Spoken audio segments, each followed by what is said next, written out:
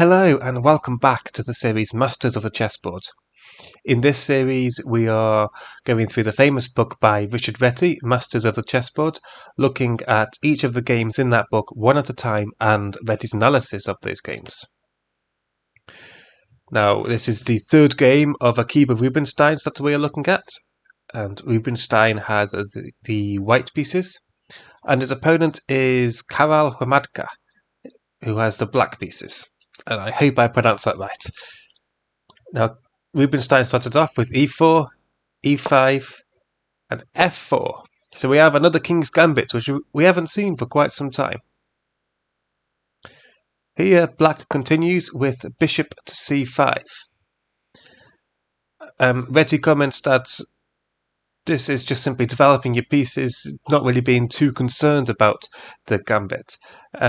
He says that this is the simplest way to decline the gambit, although perhaps isn't the strongest way to decline the gambit. And we have looked at some of the alternative ways, such as trying to defend the pawn or pushing d5 for the flock be a counter gambit. Rubinstein continues with knight f3. You have d6 with knight c3. Reti comments that c3 was preferred by Morphy. The aim being that after a few moves like this, White would here have a dominant centre with 3 pawns in the centre to Black's d6 pawn. However, Reti comments that White would perhaps struggle to maintain this centre.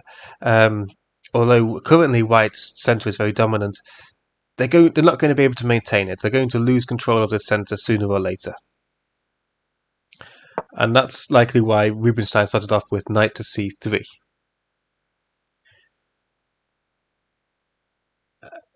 His opponent played knight to f6. Reti comments said knight c6 in this position is an inferior move because bishop to b5 could be played, which just adds more pressure onto this pawn. Because at the moment we're threatening to take back. So bishop b5 would pin the knight to the king. So instead we see knight to f6 counter-attacking the e4 pawn. We see bishop to c4. Now we see knight to c6 after this bishop's been developed. And d3. And Reti comments that in this position visually it looks like White is to favour. White has the superior centre, they have more central space.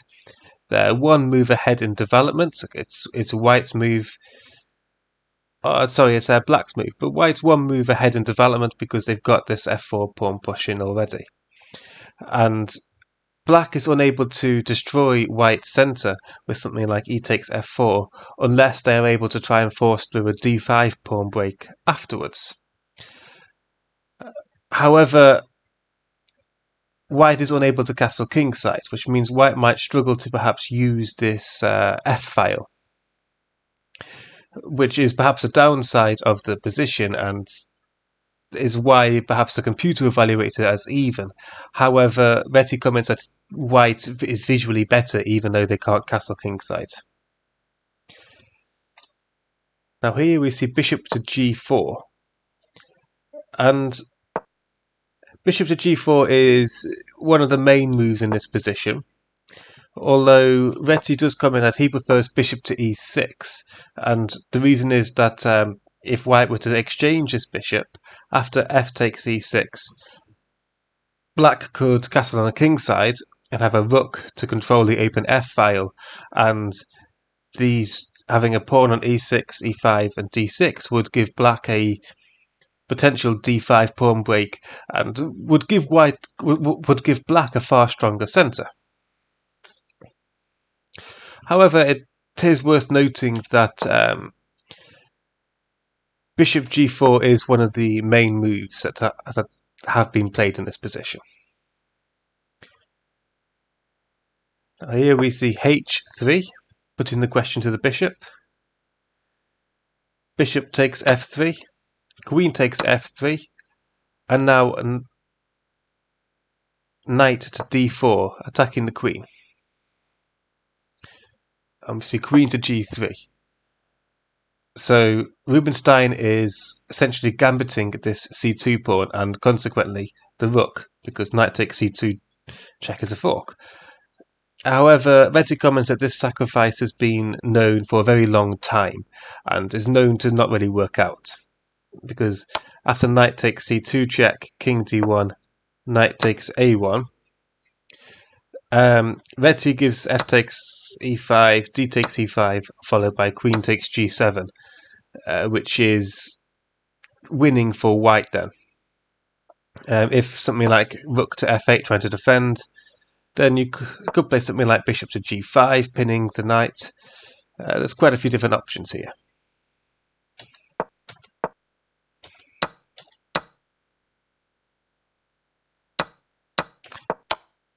So this isn't actually a gambit pawn. It's worth pointing out, however, that the computer doesn't like taking here straight away. It thinks it gives black an advantage.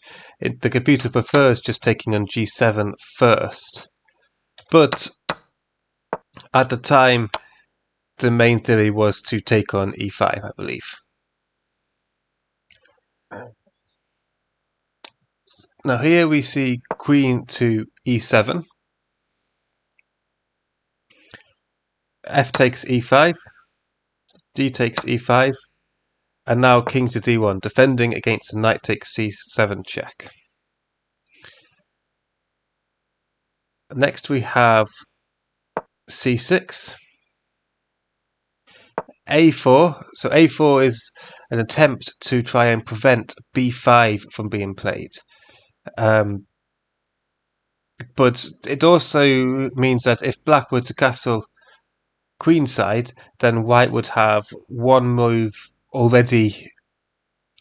White would be one more move closer to starting to pawn storm black's queenside position. So it's sort of a multi-purpose move. Here we see rook to g8. Now, it's worth noting queen takes g7 was never really threatened, because if we see queen takes g7, rook to g8 could come, and worst case scenario, you can take this pawn on g2 next. And that's one of the beauties of queen to e7 as well, which we did sort of glance over. But after queen takes g7, black's in a bit of difficulty because of the threats of taking here, the threat of potentially pinning after exchanging the pawns, the attack on the rook. There's quite a few different threats here. So black's in a bit of difficulty, and the computer's move is actually king to d7. So that's why that queen e7 move was played here. So rook g8 was sort of appears to be an unnecessary move because queen takes g7 was never really threatened. However, Reti comments that white wants to actually play rook to f1, and rook to f1 would threaten queen takes g7 then, as well as bishop to g5. So if you look at that, after let's say a6 as a throwaway move, rook to f1, and now black's going to struggle a bit to try and respond to a lot of the threats, because now queen takes g7 is threatened, because rook to g8. So this is now threatened, because rook to g8 is no longer an option, because we can take on f6, as it's defended twice. So things are a bit more awkward if black allows rook to f1. So perhaps defending here first is quite a good move, although perhaps castling first might have been better, or even something like knight to h5. But we see rook to g8, and now we see rook to f1 anyway. We see h6 trying to stop a potential pin, because that could be very difficult to deal with, especially with the rook attacking the knight, this pawn being pinned to the knight by the queen. Next we see knight e2, challenging the black strong knight. Castles, knight takes d4, bishop takes d4, c3, just kicking the bishop back and gaining a bit more space in the centre. Bishop to b6, a5 now. Again, if the whole reason, well, one of the reasons of a4 was to try and attack the black queenside if black is to castle queenside. So we see bishop to c7, and now bishop to e3, targeting this pawn. Now king to b8, defending the pawn. And so we see how I think this is quite instructive. A few moves ago, white didn't really have much of an attack, but every move now comes with a tempo, and suddenly all of white's pieces are aiming quite nicely at the black queenside. White has quite a decent amount of central control, although it could be argued it's fairly even because of these two pawns. But white also has a lot of pressure on the queenside. So in just a few moves, suddenly Rubinstein has been able to transform the position into one where he has the initiative and he has the threats. Now with this move, black is actually threatening knight takes e4, attacking the queen because the pawn is obviously pinned to the queen. It's worth noting that this would have failed beforehand, before the king moved to b8, because knight takes e4 would lose to queen to g5 check, picking up the knight. But now the king has moved to b8, that check is no longer there, meaning that this threat of knight takes e4 is still present. So we see king to c2, moving out of the pin. So obviously if knight takes e4, we just see d takes e4. We now see king to a8, rook to f3, and with this rook to f3 move, has a bit of a threat. It threatens queen f2, because if you can imagine, if we had an extra move and put our queen on f2 now, then black would be a bit stuck, because there'd be a double attack against a7, and there'd also be a threat to take on h6, as after g takes h6, you'd have rook takes f6, because with the queen being on f2, there's two attackers on this knight. And in fact, with the queen being on f2, there's two defenders of the knight and two attackers of the knight. So the knight is essentially undefended. So it's a point that you'd quite often see a lot of tactics around pieces which are essentially undefended, where they have as many defenders as they do attackers. And one common theme of this is to try and attack some of the defenders or overload some of the defenders. And bishop takes h6 would remove the defender of that knight.